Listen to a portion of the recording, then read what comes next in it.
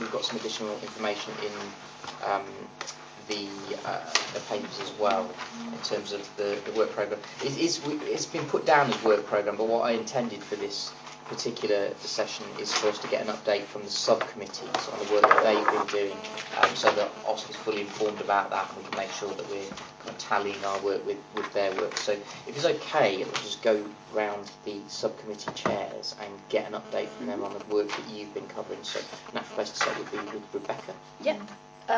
So there are 4 things. I will go quickly. The first one is our personalisation report that we signed up for last month. Yeah. Is going to Cabinet next week, so I'm going to go on to make sure that they have successfully got that and answer any questions they've got about our report. The second thing to update you all on is a programme which is being led by the Clinical Commissioning Group, looking at the future approach to healthcare, which they've called Our Healthier South East London, and it focuses on 5 areas, so cancer, maternity, children and young people, planned care and urgent and emergency care. And what they have asked us to do is establish a joint health overview and scrutiny with 5 other boroughs in South East London, so Bexley, Bromley, Lewisham, Lambeth and Greenwich, and us. We had a meeting 2 weeks ago, shall we, with the chairs of all of those committees, and I am chairing the overall Joint Health Scrutiny Committee. Super scrutiny chair. The chair of the chairs. And we are looking to have a first meeting in January where we can set out kind of what our priorities are for scrutinising the CCG. But the CCG have set up a parallel committee, so their heads of CCG for each of the 6 boroughs are meeting as a joint CCG group as well. And Andrew Blunt, who is our chair, and Southwark is chairing that committee. So we've got quite a good. So Southwark's leading the way. Yep, we do. Thank you. So the first meeting's taking place here, and then we're going to rotate round all the boroughs. Is the current proposal. Good. So that slightly moved around our agenda for the rest of planning, because we had to factor in that we need to be able to fit in this meeting somewhere. So we've cancelled one of our meetings to do that. But the other big thing that we have been working on is our care in the community inquiry, which I'm currently halfway through writing the report on. But we were looking at kind of 4 key areas. So care home improvements, the ethical care charter, home care and the general supporting of care in the community.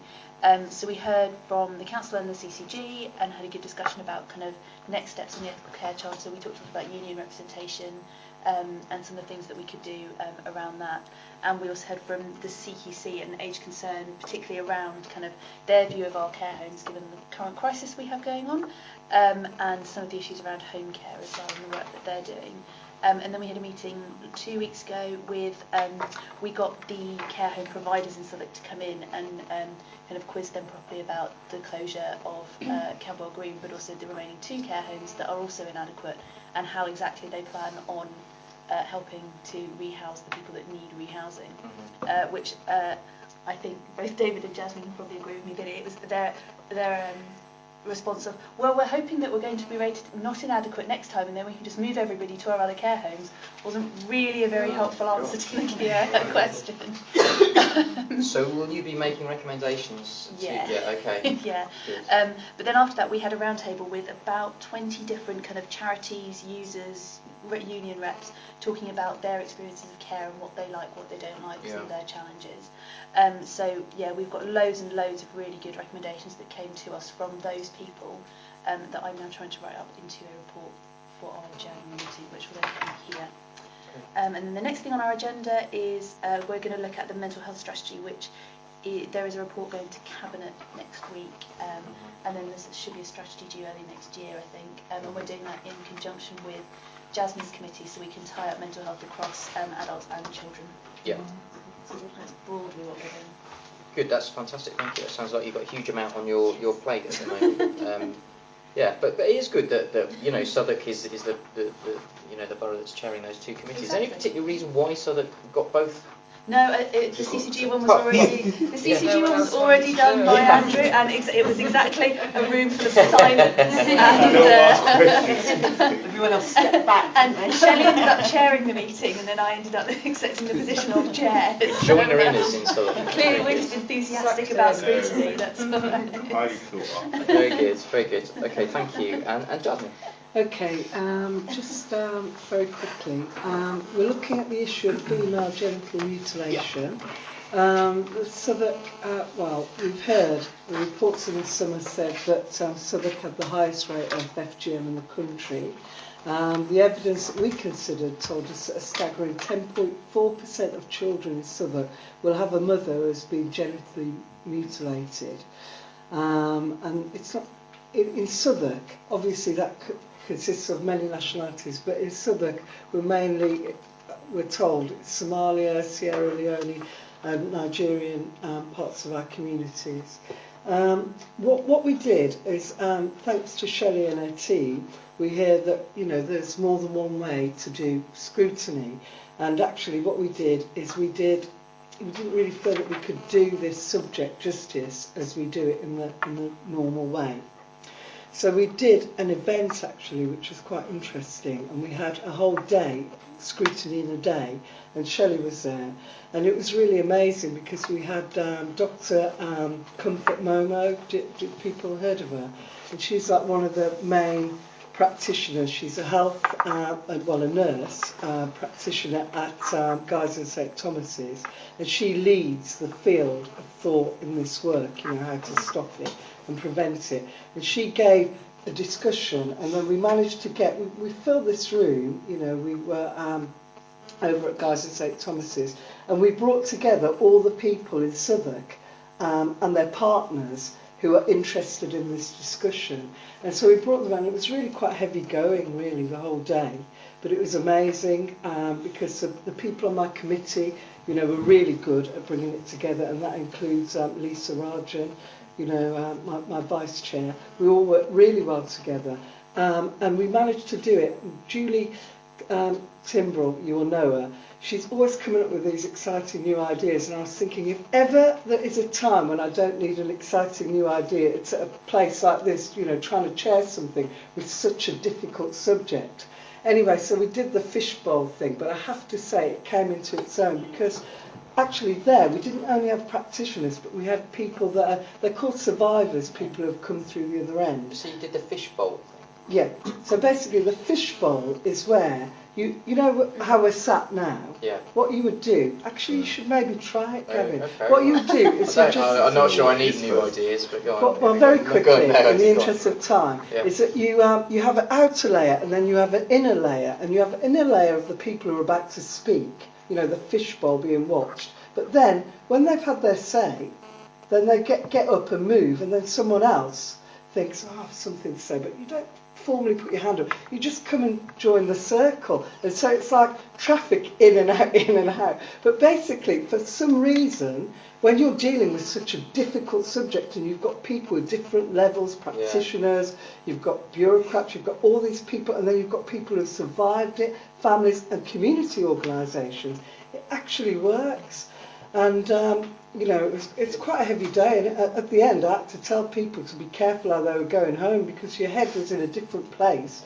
I didn't want people to get knocked down or anything, but in the interest of brevity, what we came out with is a way forward, really. And the way forward is we're looking at action research, and I know that people are all looking at me now saying, look at us spending money, but we have managed to talk to academics from Coventry who have done some really good work in this area. They're looking at Southwark, so they're going to come and work with us for nothing. Yes, that's right, on camera, for nothing. But obviously, it's not for nothing for them because they are so committed to ending this terrible practice. They're going to work with us, and hopefully, whatever we come up with, because the key to this, I've said acronyms, I've said it's been heavy, but the key to preventing this is not the police, sadly, because it's already been illegal since the 1970s, and that hasn't worked. So the key is actually working with communities, and even then that's a bit of a problem, because Comfort said to me when I met her, oh, we're going to do this amazing awareness day, and I'm going to approach Westminster, and we're going to have this festival. And I said, well, why approach Westminster? Why don't you come and do it in Burgess Park? But then, how do you badge it? Because if you put anti-female genital mutilation, that puts many people in the community off from going. So you have to couch it in terms of sexual exploitation. So, you know, it's a very interesting area. But the action research, you know, we've got a group of people. Anyone who came to that day was invited, but we've got a hardcore group of people that will actually make that work. And, you know, there's much more to say on it, but in the interest of brevity, I'll move on.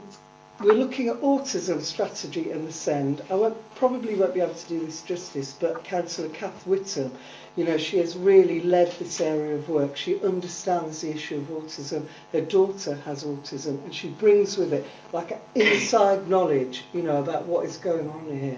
So I think we'll be in a position by January, we've already informed it, to actually improve how we do that work. And there's a lot of areas to improve on that, and that is no secret. I think you all know that. Kids Company. Now, here's an example of where you get something thrown, you know, on you. I mean, our director, David Quick Thornton, he was, by virtue of being one of the only directors not on holiday when they closed the Kids Company, he ended up leading the response from local authorities for the whole of London. So as a result, you know, I ended up leading the first scrutiny. Obviously, I wasn't mimicking the select committee, and I had to tell my committee, you know, not that they needed telling, that this is not a rerun of the select committee, because I was doing it the same time as that was televised.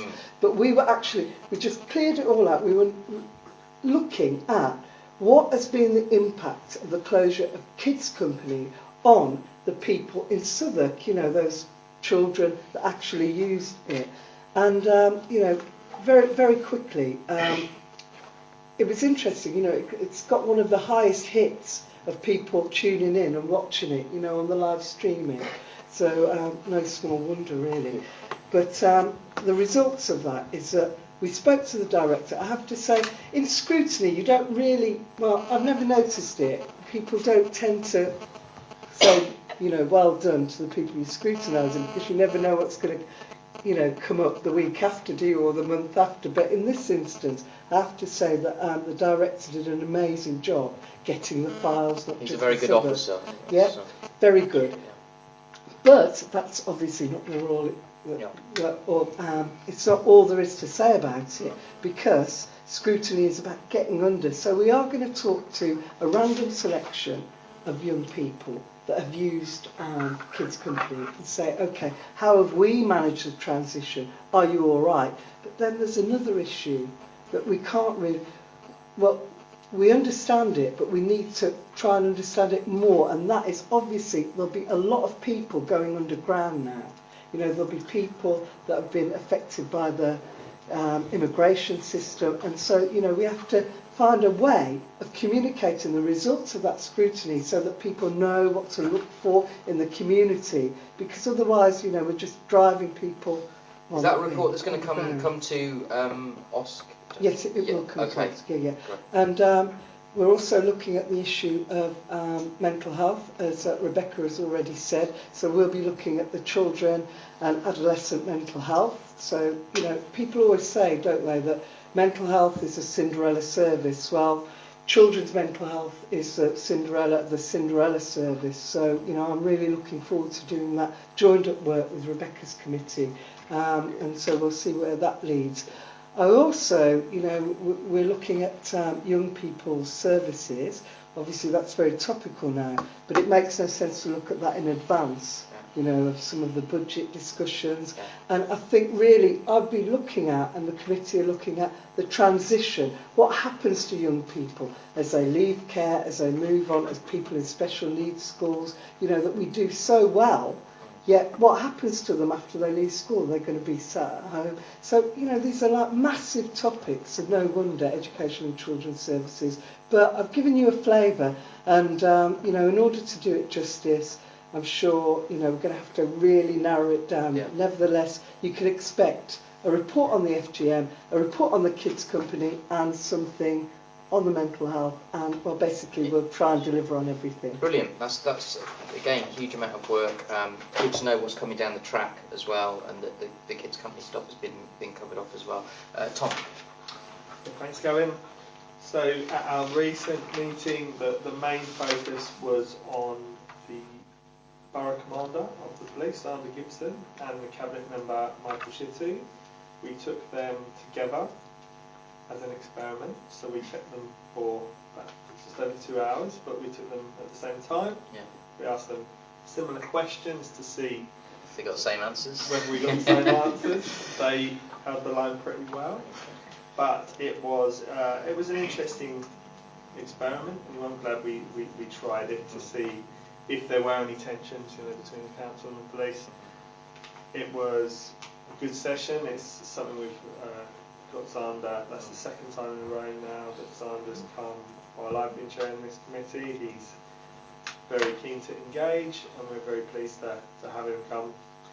And we're following that up next month with our first interview with the fire commander. I'm particularly interested in because this is our first chance to look at the stats from the fire station closures, to ask about the impact of the closure of Southwark and the reduction at Peckham, to see whether the promises hold up on response times that we were given way back when they were consulting on that. So that's going to be an interesting initial chat with the fire commander, and a chance to get stuck in, but also to introduce ourselves so that we can build on that and try and get the commander to come back again later on as well. We will also be looking at empty homes in the next meeting. That came out of when we were doing the work plan originally for this year. Empty homes came up from a number of members of the committee, so we're going to start the work on that in January and see where it takes us. It's become quite relevant in the housing planning bill, and so I'm going to have a think about how that might shape up, what exactly it is we want to look at.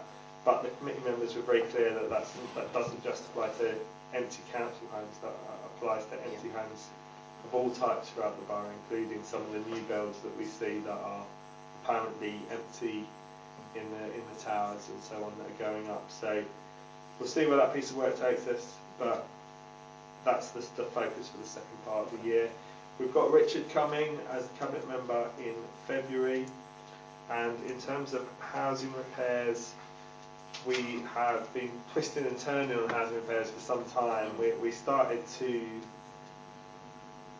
we were getting somewhere, but with changes to officers and people going under the redundancy scheme, sort of reset that bit and starting to build those relationships with people in post. So in the meantime, our focus has switched somewhat onto housing repairs and learning from TMOs. So we had J&B Level Market in a couple of months ago.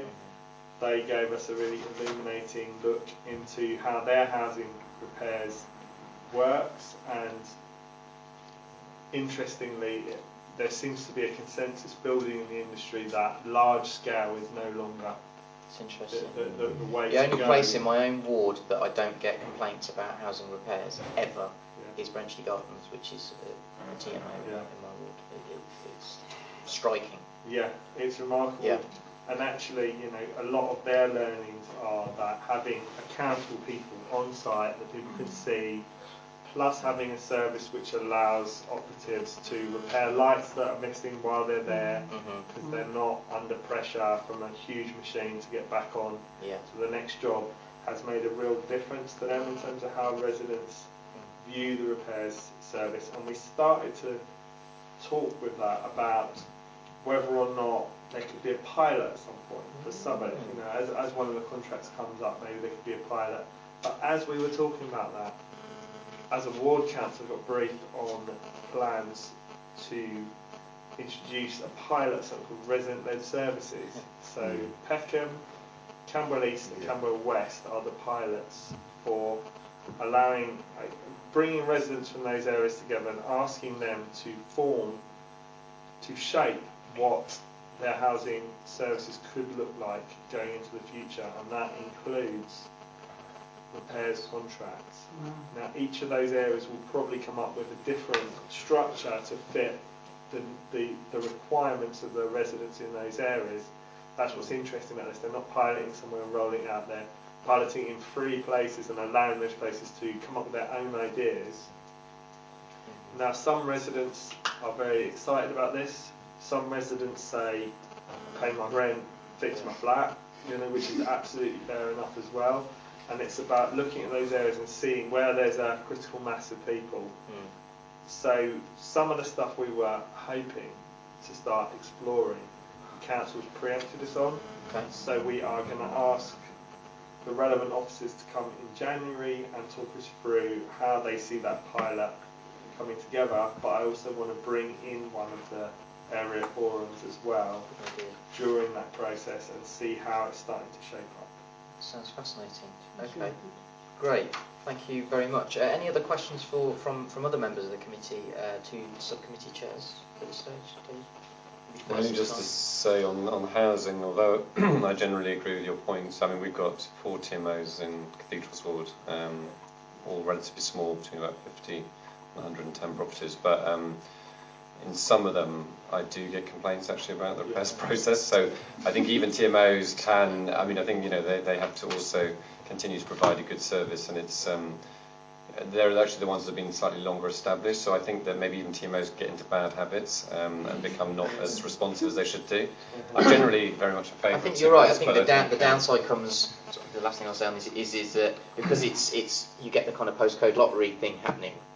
That's the downside of it. But generally, I think there's an improvement. But because you might have a good person working on one estate and a not so good person on another estate. But yeah, I think it's the other point I just wanted to put on the fire safety thing, as well as looking at obviously the wider issues around response times on the fire service. Will you also ask questions about Southwark's own fire safety works, because I think there are questions around that. I've got one particularly around security grills, which is a very live topic in my ward, and I'm happy to obviously share that with committee members if, you know, through one of my colleagues. Absolutely, please do. We have asked committee members to send broad topics for the fire commander. If you want to either pass them to me or pass them through Ben and Damien, and we will get that answer. Thanks for that. Yes, on our work programme, if you want to say something about that, go ahead. Yeah, unless anyone else has more on the subcommittee's call.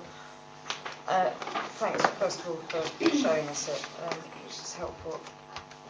I suppose there are actually one or two things that need to be added in on that bridge. And I think I have got real concern, and I don't think it's actually the fault of us members, but that we do something at a call-in, we trust things to happen, and clearly there's some examples where things don't. So I would really ask that we programme in returning to call-ins or reviewing what's happened. We talked earlier about the Bertholders one.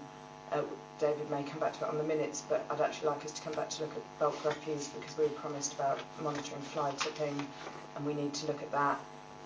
I'm slightly concerned we don't have anything there really about green issues, and there is no longer an environment scrutiny committee, so I think that's missing too, but certainly the bulk refuse fly tipping might cover that a bit.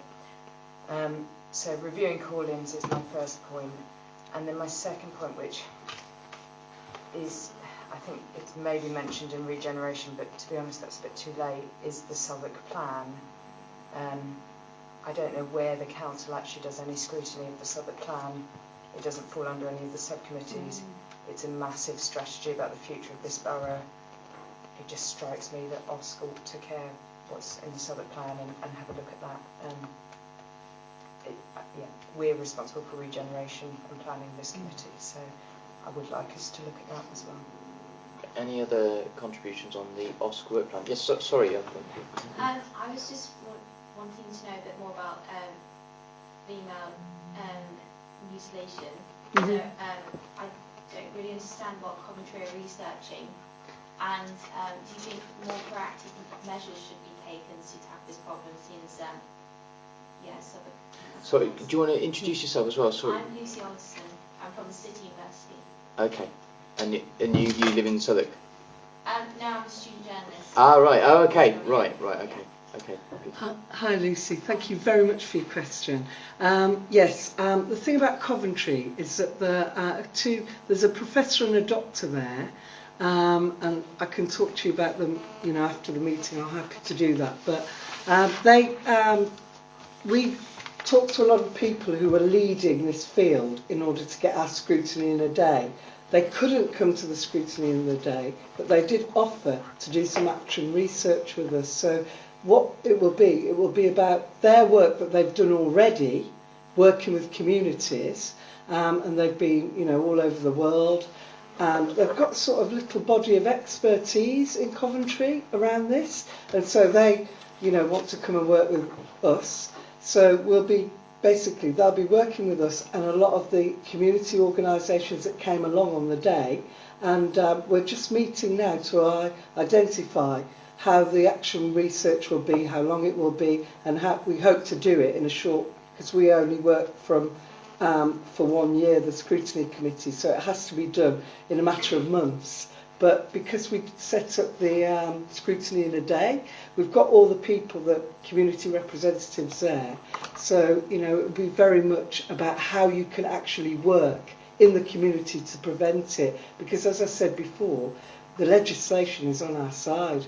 And then you've got the hospitals that see quite a lot of women that have had this done to them. Can I suggest that, Jasmine, that you're going to have a chat afterwards as well, but if you've got any other questions, specific issues you want to ask Jasmine about her work, if that's something you're thinking of writing about, it might be a good idea to kind of get. Has that answered that initial question? Yeah. Okay. No, I would be delighted to. Thank you. Good. Okay.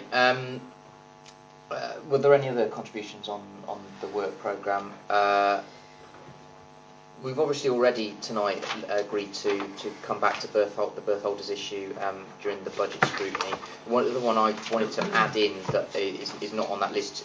That's a list of agenda items of people who are going to be coming to the committee. But there is the other one I mentioned at Council Assembly the other night on national minimum wage enforcement in Southwark. So we continue to do work on that and do research around that. So there will be a draft report coming on that at some point, probably realistically, if it can't come to, well, I suppose it could come to a February scrutiny meeting if it came at the end, couldn't it, Shelley?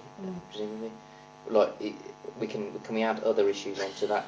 I think it's quite a long meeting. Quite a long meeting. Well, I'll do it at the end and everybody will agree my recommendations. No, it was probably realistically then if it's coming to April scrutiny. Jasmine?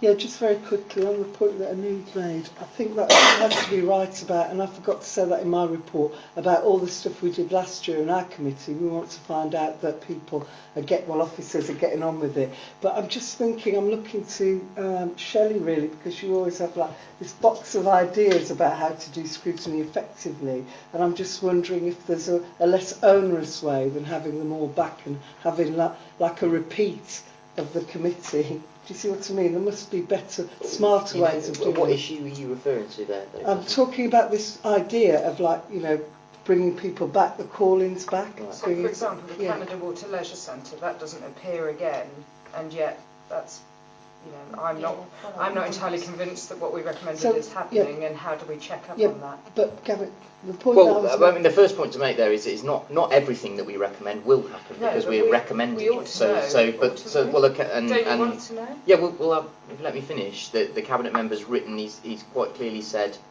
which recommendations he does agree with and the one that he doesn't agree with and why he doesn't agree with it. So we can have a discussion about it at a later date, but.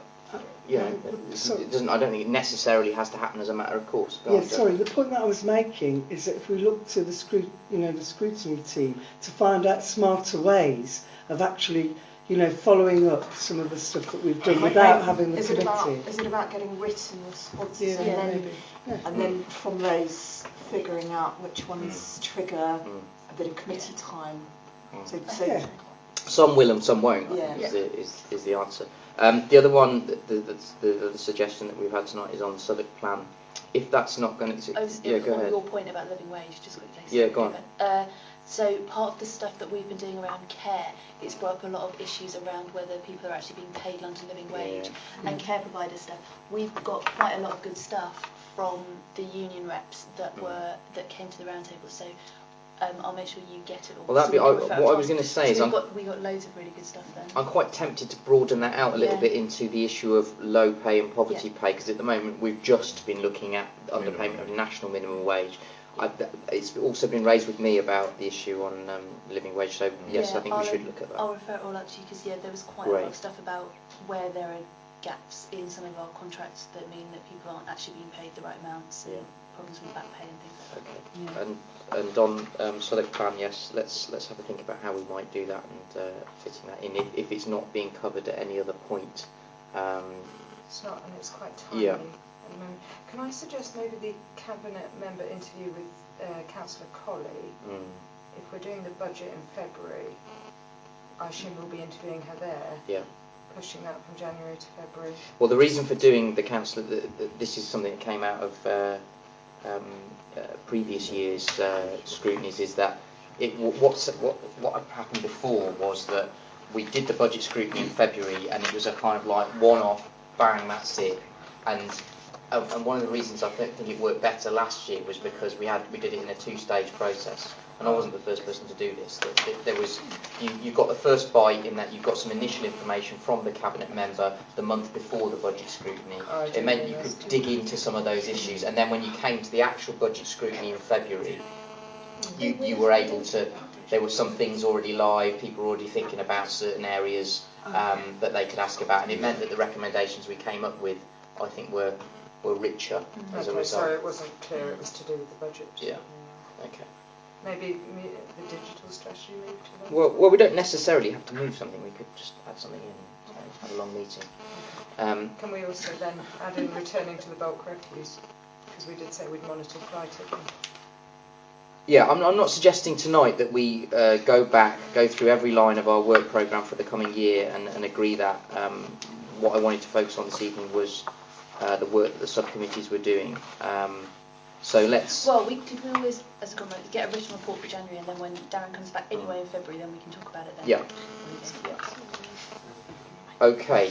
Now, Norman, you rightly reminded us that we needed to come back and finally agree all of the minutes. We did agree